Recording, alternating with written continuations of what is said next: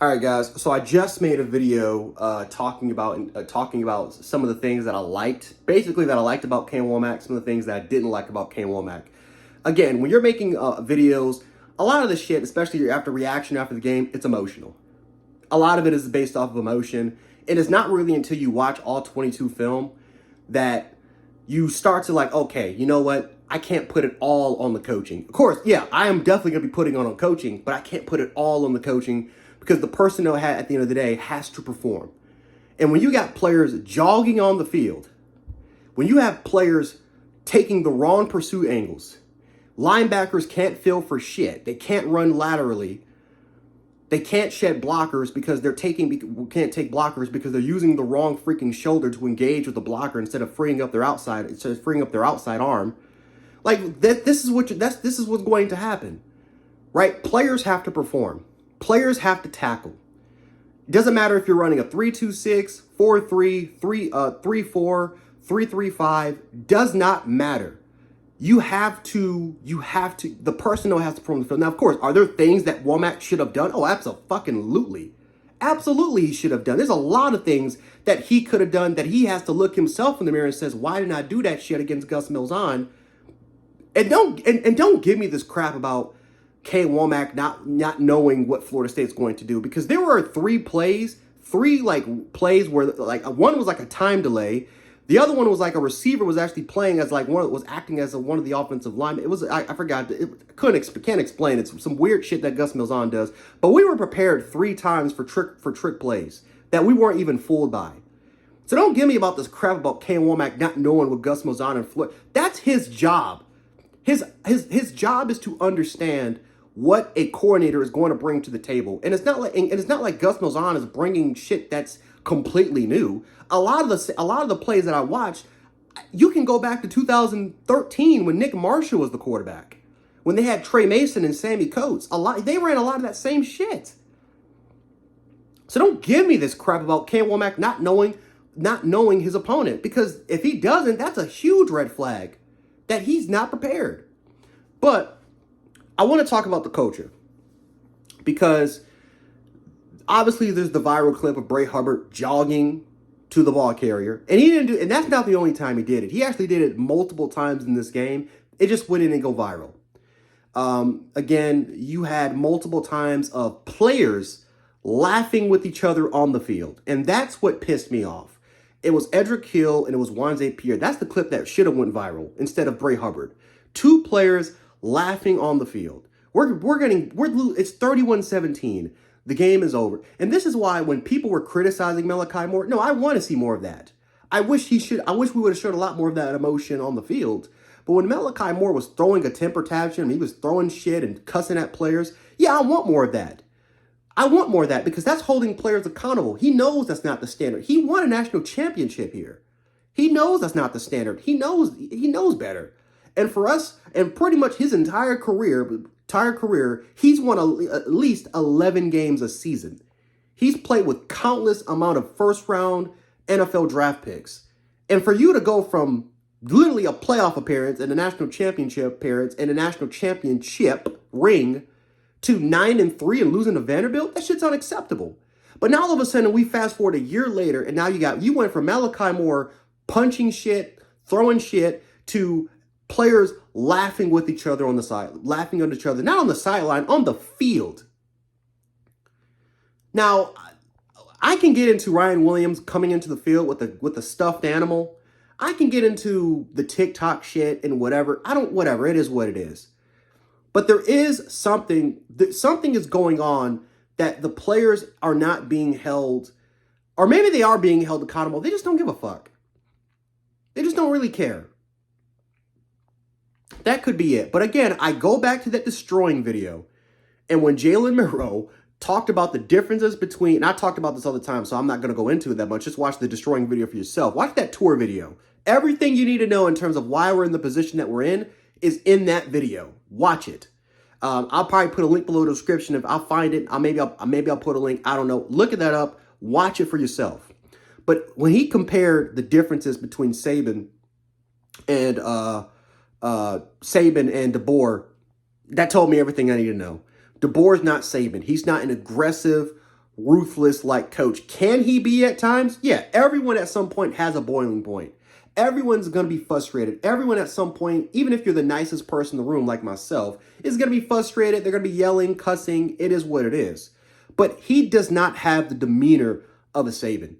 He doesn't have, like, hell, I'm not even going to use Saban, a Kirby Smart, a Brian Flores, an Anthony Lynn is one of my favorite coaches, but like an Anthony Lynn, hell, a Bryant, hell, look at the Jets coach, an Aaron Glenn, or an Aaron Glenn, or a Dan Campbell. Hell, even the Bears offensive coordinator, like, from what I've heard, players don't like him, but players respect the shit out of him because he's getting on their ass. People didn't like Bill Belichick. Hell, people didn't even like Saban, but they respected them. Because again, you're not supposed to just be buddies with with your mentor. You're supposed to look up to your mentor. You're supposed to look up to that particular person and hope to achieve what that person's achieved. You're hoping to meet and exceed that person's expectations. Instead, though, like DeBoer, he's not that caliber coach. He's a players-friendly coach. He's like Rex Ryan. He's a players-friendly coach, and that can work on the West Coast. That can work on certain parts. That can work in the Big Ten. That shit doesn't work here at Alabama when there's already a culture established, an already military grade like establishment, and for that shit to be torn down in 2 years, and granted, DeBoer's got to establish his own culture, but is that really rubbing right on the players? Because from what I've seen, and I'm not going to talk about, everyone does TikTok. Hell, even when Saban was here, players were doing TikTok. So I'm not going to say TikTok. But what I will say, though, when was the last time you saw players laughing on the field when we're losing by 2 scores? When was the last time you seen players jogging in the middle of the play? Not just once, not twice, but just too many damn times.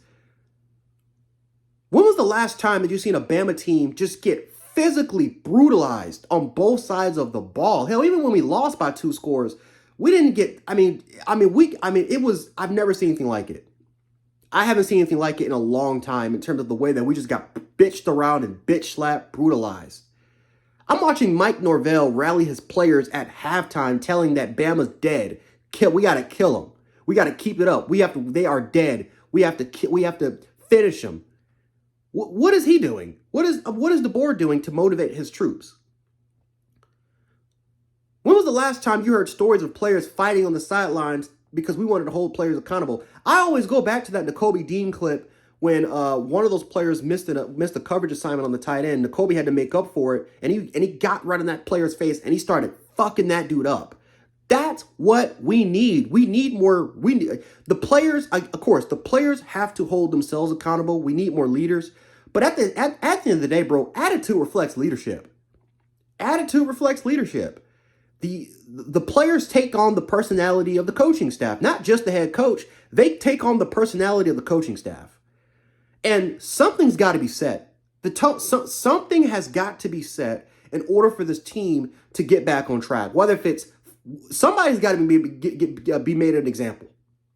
Somebody's got to be made of an example. Whether if it's a player, whether if that's a coach. But we can't keep going in with this soft Teletubby mentality going into a game. We can't. So obviously there's X's and O's that has to be executed. The players have got to execute. But at the end of the day, bro, like this shit goes beyond X's and O's. This is culture. And we don't have it. We don't have a culture identity. These players and coaches are trying to figure out what the hell we are. And at some point, this is going to impact recruiting. This is going to impact recruiting if we can't get this thing fixed. So, yeah, guys, culture, fit. I mean, I've talked about this a bunch of times, but it's even more after that game and the more and more shit that continues to pop up on social media, the more and more I just get pissed off. And I'm like, bro, what are these coaches doing? I can handle getting out schemed. I can handle getting out coached and outplayed. I can't handle players laughing on the field. I can't handle lack of effort. Players not even trying. So whether we got to bench players, whether if we got to force players out and get to the portal, whether if we got to fire some coaches, something's got to be done. Something's got to be done so we can make an example. Someone's got to be made out an example. We got to do something to try to get back on track when in terms of establishing culture. Because if we can't, we are going down a very dangerous road of no returning. Look at Texas. Texas, all the talent in the world. It's not like they didn't have any talent. They had top 10, top 5 recruiting classes. Couldn't do shit because they kept buying out a coach every single year. Look at Miami. Look at USC when they went to the. Look at USC still going through the shit right now with Lincoln Riley. Look at Oklahoma right now. Like, that's something that we all don't want to go through. Eventually, it happens, but we got to try to get back on track. The one thing I'll give Mike Norvell credit was that he says, nope, can't do it. My job's on the line. Yeah, I'll be rich, but I want to stay here at Florida State. I'll be $60 million, I'll be $50 million richer. But you know what? I want to stay here at Florida State. So I'm going to do whatever it takes to stay and to try to help these kids be successful. That's a coach I can play for.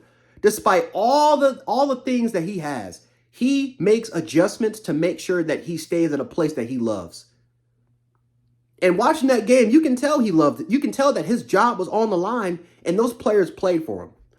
30 brand new players from the portal wanted to play for that man. How about our players? Can our players show the effort of wanting to play for a coach like this? Laughing on the side. I mean, like, we got to, something's got to happen. Something's got to happen. And whether if that's, and if this coaching, and again, the board's not going to, I'm telling you, I don't think they're going to pay $70 million for a buyout. Then you have to probably go for another high tier coach, pay him a shit. They're not going to do that. But they can fire one of these coaches. Someone's got to be made out of an example if that has to be in order to try to get this shit right back on track, guys. Because if we can't, we're going to go down a very dangerous slope of no returning.